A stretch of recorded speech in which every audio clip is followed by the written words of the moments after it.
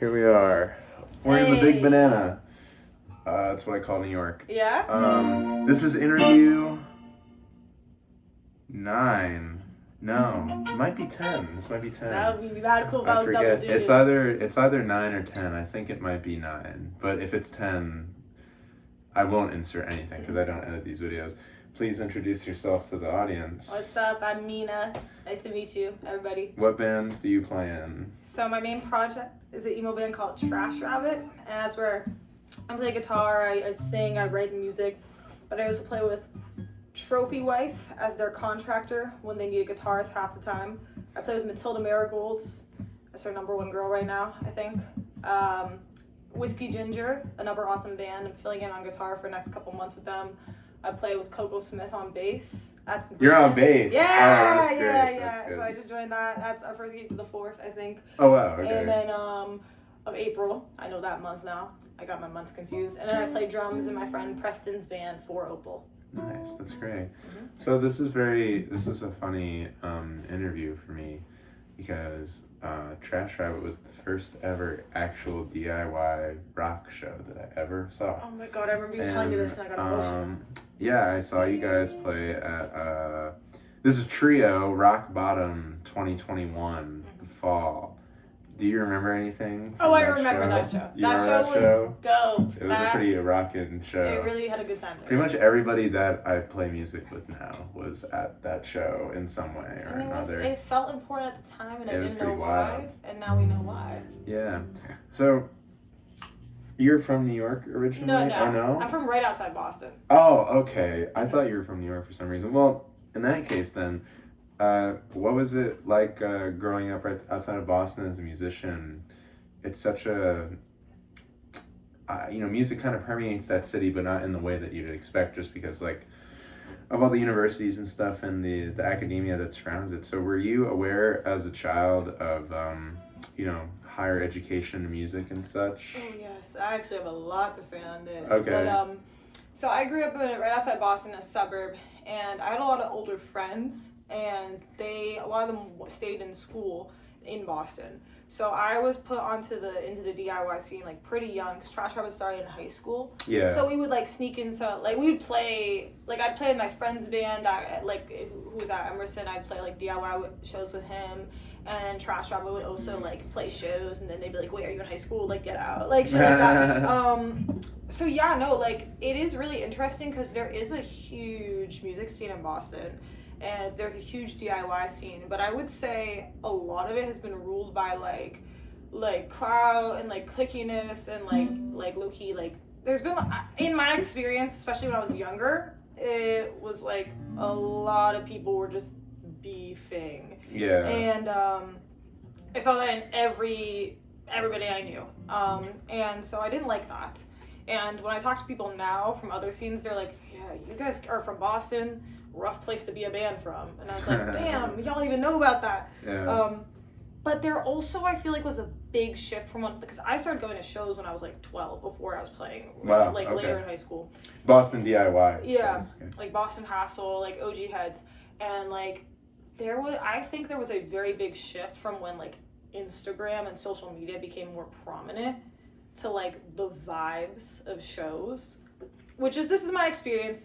I know other people who share the sentiment who are around my age, so, but, to each their own. But I could see, I feel like bands, when Instagram became, super, much a thing, music changed a lot, which it did everywhere, but yeah. In Boston, it became more just, image-centric, clicky, and, less Around creative. the time you were in middle school, about? Yeah, because, yeah. And is that when did you start playing music? Was that a really early thing? When we were freshmen, we started playing DIY shows when we were juniors and seniors. And is that when you started playing guitar as well, or did that come earlier? Oh no, I've been playing guitar since I was 9. Wow. Okay. Yeah. So that's pretty young to start doing DIY shows.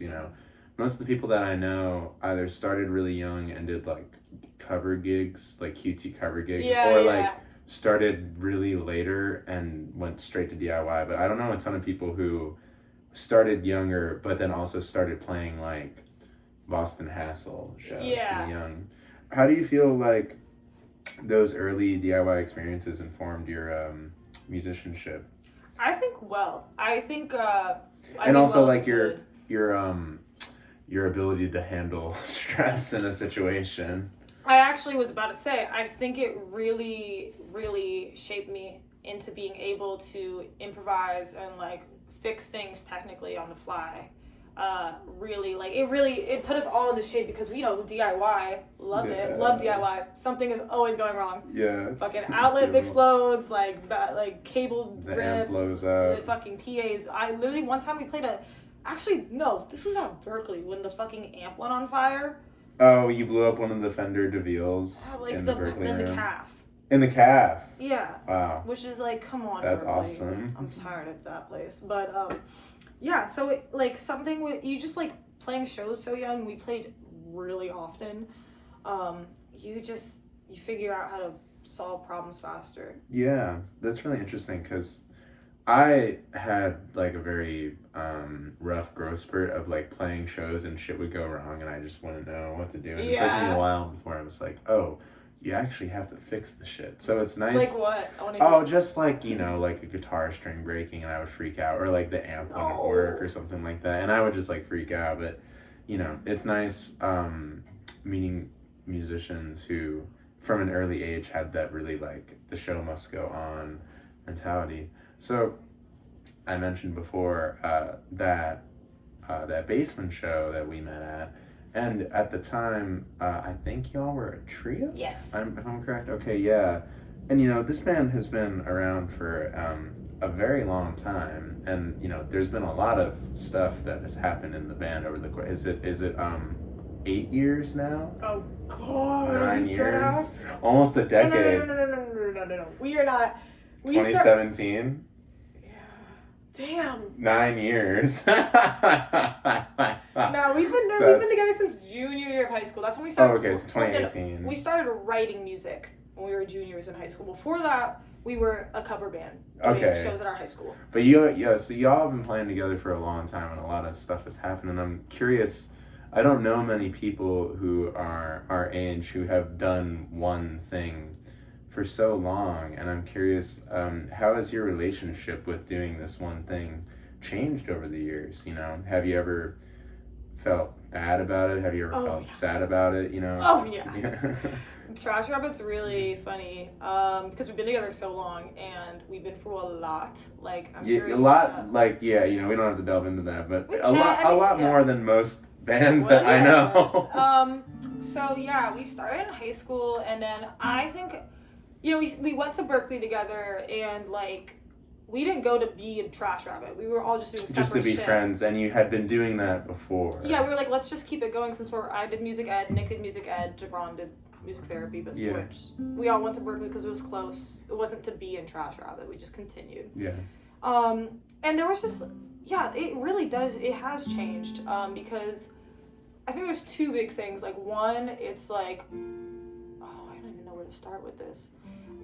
I would say like I think like I realized like pretty quickly into doing it that I really, really wanted to keep doing it, and I really wanted this music and like this project to really work. Yeah. So I've always been like really crazy about it, like adamant about keeping things going. Like, keeping things going, and like I kind of like do all the managing stuff. I write the most music. I like am very like I've put most of my eggs into Trash Rabbit. Yeah. Recently, in the past like I think year or so, I've like started to expand. Now I'm in like 6 projects, which is great because I've realized like I want to be involved in music everywhere. But Trash Rabbit's still like my main thing, and the one I'm like really riding for and doing the most work for. But I've realized I don't have to just do Trash Rabbit. Like as long as we're still doing it, like it's gonna keep going. As long as you still want to do it, it'll find a way. Do it, and it's we have lulls where actually recently we released an EP last week, and before that we were like we haven't played a show as 4 of us in a while since 2 of us are still in Boston.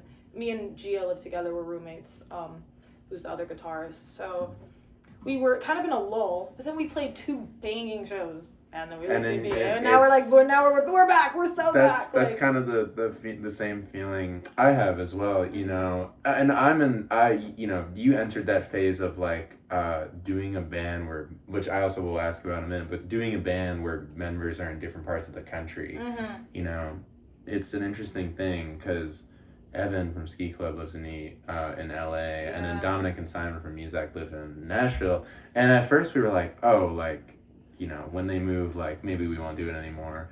But specifically for Muzak, like, we ended up booking a show in Nashville just to, like, test the waters. And we ended up doing it, and we kind of realized, we're like, oh, like, we'll find the time to do this shit. You know, it's just, if you're having fun with it, that's all that matters, I think. And it seems like you really have fun with it every time that I see videos of you guys or see you live. You know, you really enjoy. I can tell that you really put a lot into Trash Rabbit specifically, you know. I like it doing it. And so getting back to that thing though, what are some interesting things that have, for you, I'm curious personally about managing a band and writing music in a band where two of your members are not in the same city as y'all. You know, you can't get together and rehearse. What's that been like for you? Because we've been having that with Ski Club right now, you know. It's honestly, it was like at first we were like feeling like a bit of a lull. But I mean, the main thing is like we have our EP, we have millions of songs we've written. I think the biggest thing is the coordinating. Honestly, I thought it was gonna be worse, but Nick and Jabron are really great about like they're like down to drive out, and I have a car, lucky. Nick has a car, lucky. Like we're very privileged to have that, so we will like drive 8 hours in a night to like play a show and come back. We're down to do that. We've been doing that even before we moved. We would do that together, going from somewhere to Boston. So that's like always been like part of our like DNA. Yeah, we've been on that. The coordinating, we have a shared Google Calendar. It's one for it's in vibes right now. And the tricky thing is the writing. I was gonna ask, how's the writing been? Honestly, fine, because like it's honestly like most of us are like me, Jabron, and Nick, or at least me and Nick play like several instruments. Like I play drums too, and like I've just been writing more independently, where I'll like write a song, record it, add all the drums, add like parts, and then we shed it in rehearsal. We think about it for a week until the next show, and then play it again. So it's actually not been super hard so far, because I kind of have been like really like imagining the songs already. Yeah. You know? I'm curious to talk about, so when I first saw Trash Rabbit, like I said, it was a trio, and it was like very much like, whoa, this is like crazy. And I remember coming up to you and I asked you, hey, do you like Nick Reinhardt? And you like, because you had the big DL4, and I feel like the music has really changed a lot, specifically since obviously now you have a second guitar player. And I'm curious, like, because you just put out an EP of songs, and I'm sure you have more music on the way. How has the evolution of the Trash Rabbit music affected you as a musician? And also, like, where do you see things going with the music in the future? Yeah, so I feel like I listen to a lot of music that isn't like Trash Rabbit. Recently? And always. Always. I've always listened to like completely different stuff. I also listen to a lot of emo music, but I also listen to a lot of stuff that isn't like Trash Rabbit at all. But for me, like, I've thought about Trash Rabbit for a long time as a live band, and so I like write stuff that I'm like, this would like go hard live. Like I want to have, like, it's about having fun really for us, and for everybody else. So I would write songs that are like fun rock songs to play live that sound really good to me, like stuff I kind of want to listen to, if it weren't me. But now for our next project, I've been wanting to get more like thematic. So God knows when that's happening, but I am kind of trying to put together, me and Gia are writing a lot, like kind of like not a concept album, but something that has similar like with themes, and doing some songs that wouldn't be played live, like acoustic songs. Or that's like, great. Yeah, I also want to write one shoegaze song because I love shoegaze. You gotta get the whammy bar. Do you have the whammy bar? I don't have the whammy bar. I'm curious also because it very much is like live music, you know, like when you see the band live, it really pops off. Like it's very much music that is orchestrated like in front of an audience. And how do you go about I listened to the EP, it sounds really good, and I think it really because I saw you y'all played the songs from that EP at that Boston show that y'all did with Pons. And I've been thinking about those songs for a while, and then I was like, oh, like these are the songs that I saw. Like I'm really curious to see like how they translate. I thought they translated really well to a recording, but do y'all ever struggle with that, trying to get like the live, how things sound live onto tape? So much, bro. So much. Well, we also used to record really badly and like would get mixed badly. But now we have this dude, Brad from Big Nice, who's mixing us. We love you, Brad. If you're watching this, you're probably not, but if you are. And if anybody's seeing this, Big Nice is awesome. We record mostly DIY. We rent a studio. Our friend Joe from JBK engineers. That's what we did the last EP and the last few singles. But it is the live thing. Yeah, it's a little tough because sometimes we record songs like prematurely, and then we'll play them live for another year. And then they evolve, and So that's why with the long distance thing too, I'm really like trying to write songs quickly and get the parts to everybody quickly so they can really evolve them. And when we record like maybe this summer, they'll be like very flesh. That's awesome. And in terms of writing music, how do you go about it? I find something that's interesting is do you write on acoustic instruments or electric instruments? Mostly acoustic, actually. Okay, yeah. Because a lot of people, I'm the same way. It's very rare that I'm able to write a song that I think is good. Even for like ski club stuff, I mainly write those ideas on like shitty acoustic guitars. Damn, you must be strong, bro. I'm trying, but the action. Yeah, it's funny. So, what's your writing process like for you specifically? Mm-hmm. Dude, I honestly like it changes. I feel like every time I write a song, or I don't remember until I actually do it. The past few years since Gia's joined the band and she like put me onto Pine Grove, I've become more lyrically focused. Like I used to not give a fuck about like lyrics. I was like, get the words out so they have words and there's a singer. Like, but I now have been like writing lyrics that I think are good on my notes app when I'm hanging out and just doing whatever. And then you do notes app too? Oh yeah. Yes. I don't feel guilty about that. Dude, I'm sorry. I know everyone's like, but the pen, and I'm like, I don't care about I know, I don't care about the pen. You gotta, But, if the idea is there, I don't want to reach for the pen. I don't want to have two things. I want to have one thing, So, but yeah, I also like, I think a lot of times too, I'll like write a riff on guitar, and then I'll like try to play some chords and just start like riffing, I guess, on that, like vocally with some words. I think I've been writing like the parts separately, like matching up lyrics I have with parts I'm writing separately. Like you write, like let's say you write a lyric and then a month goes by and you have a riff and you think back like, oh, like that'll work, and you sandwich them together. Yes. That's interesting. Mm-hmm. I'm very much like I have to write together. Yeah, like they have to go together in the moment, otherwise it doesn't go. That's the thing. Sometimes though that does happen to me too. Like I can do that. I don't try to. It's just that is like, and then they sometimes come out really good. Is there a particular Trash Rabbit song that means a lot to you? For anything, whether it's like the lyrics or like the guitar, like something with the guitar parts or musically that like really pushed you. Honestly, I really like one of the song Rubberneck. Yeah. It's like 5 minutes because I don't shut up. Like I write long songs. I'm really trying to write shorter songs, but I showed that song to the band. They were like, bro, this song like is buns. This song sucks. Like it's so long. Shut up. That's funny. But then I like played because it has a big like shift and then it slows down at the end. Yeah. And then they were like, dude, this is two songs. Like this shouldn't be together. And I was like, yeah, trust me, guys. Like let me cook. And then they made me cut out a few verses. Or at least one. I don't think a few, just one. Just one. And then Gia added some stuff, and then like Nick did some stuff, and then I like was like, but like listen to how these would go together, those two halves, and it worked. And now everyone's like, that's my favorite song. In the band, out of the band, like. You had to, you really had to fight for that one. I did. That's great. Yeah. And you mentioned that now you're writing with a little more focus on like themes, and I was wondering like what are some of those themes that you're trying to get at with the new music that you're working on? Yeah, honestly, I was thinking for the next album, whatever project, whatever. You don't even have an album from like years ago, but I want to like focus vaguely on like the theme of loss, like loss of a person, loss of a relationship, loss of a job, just like loss in general. Yeah. Really like really fun and happy. But something I've been struggling with recently too is like, and this is like a whole other thing. It's just like we used to do a lot more like every show we played in high school that we threw would be a fundraiser for a mutual aid or something.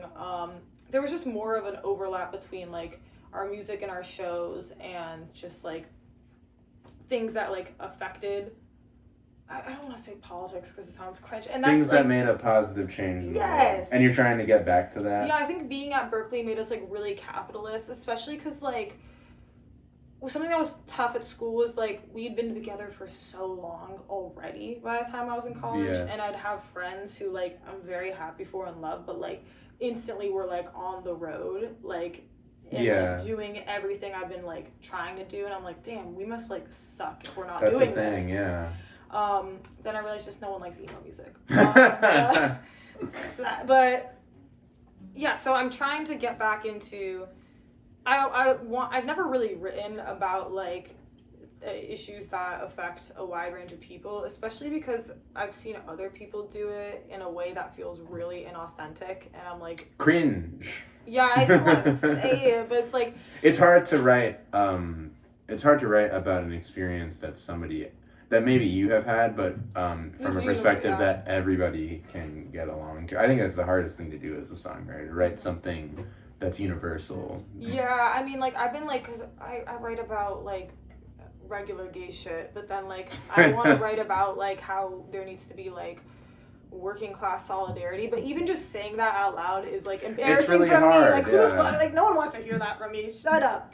It's just hard. I think it really, because I know some people who, like, are really good at that, and I think it really just comes down to, living it, you know, and like you said with Trash Rabbit, like having shows be fundraisers and stuff like that. I think if you start with that and then you start writing music after like being in that space, I found that like with the people that I know who write music like that, like it really speaks to people when they do that versus like when somebody's writing that song, but it's like they're playing it at like O'Brien's Pub, which is not a bad thing. It's just kind of like, that's a little silly, right? Yeah. You know? I mean, it's like, yeah, because ever since I moved here, especially, because I was really focused, like, I had a really, like, intense job. Not intense. I was an elementary school music teacher. That's not intense. But, like, a very involved job last year.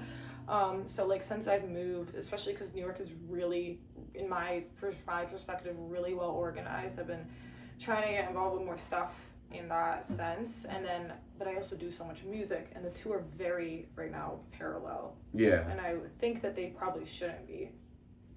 Interesting. You think you should separate them? No, I think they shouldn't be. They should be they should be crossed. Okay, perpendicular. Sorry. That's good.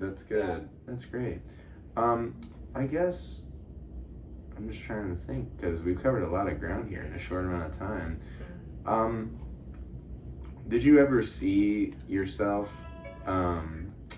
doing this as a child? Did you ever think, I'm gonna make rock music and I'm gonna play guitar? Was that an idea that came to you very early, or was that something that kind of sort of fell in your lap after a while? So actually, like, it's interesting because when I was a really young child, yes, because really, I literally recently at my family's home found something I wrote when I was like 7 in like the boo-boo ass handwriting when you're 6 or 7. That's like, when I grow up, I want to be a rock star like the B-52s. I wrote that's pretty fucking baller. Thank you.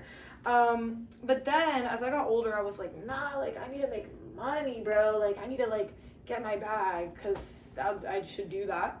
And so I wanted to go to school for something, like I wanted to go to like a liberal arts school and like pick a degree there in like either psychology or environmental science or something that I thought was like good but was like secure career wise. And then I got a scholarship to Berkeley. I was like, fuck, okay.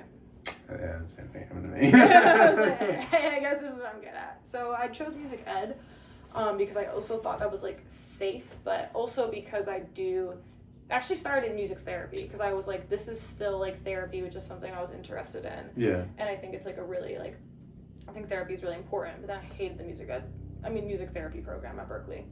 So you switched to music ed. Did you enjoy your time with that? No. They were all the professors and I would beef, bro. Like they were like, you have to pick between playing shows and being a teacher. And I would like skip class to like play shows over the weekend. They'd be like, dude, we beefed, and I learned nothing about teaching mostly. Yeah, Then I taught and I learned on the job. Yeah, I'm a music teacher too now. I'm curious, what's your experience? Because I teach kids one-on-one at their houses, and I when I got the job, they were like, you can go to schools. I tried to train for that. It took too much fucking time. So I was like, no.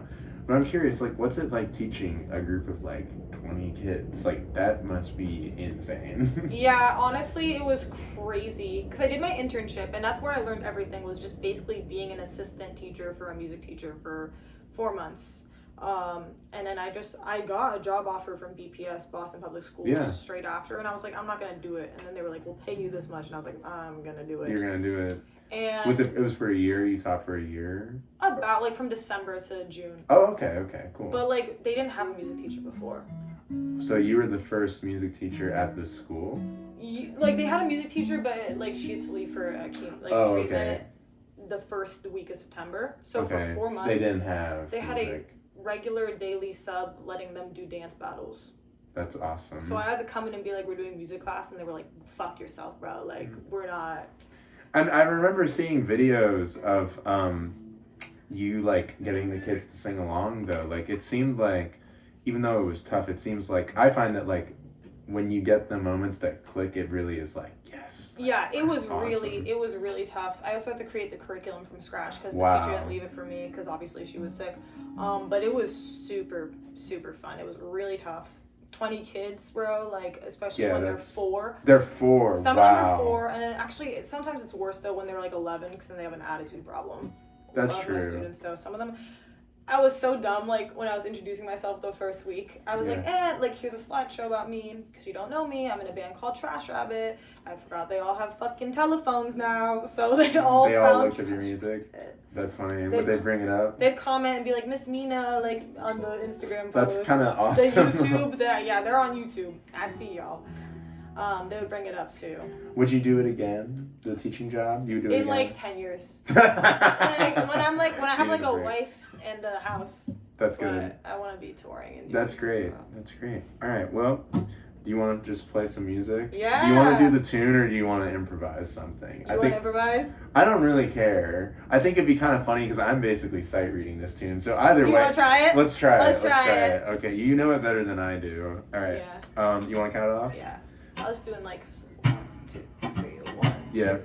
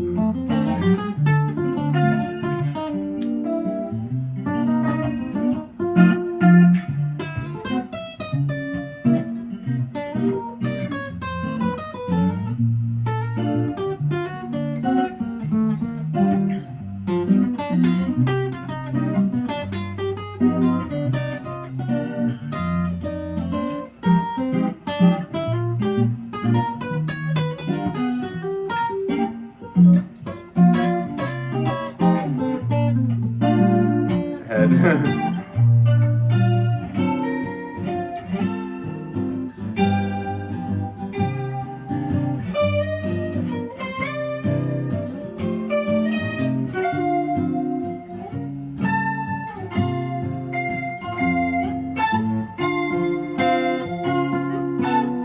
love my glasses.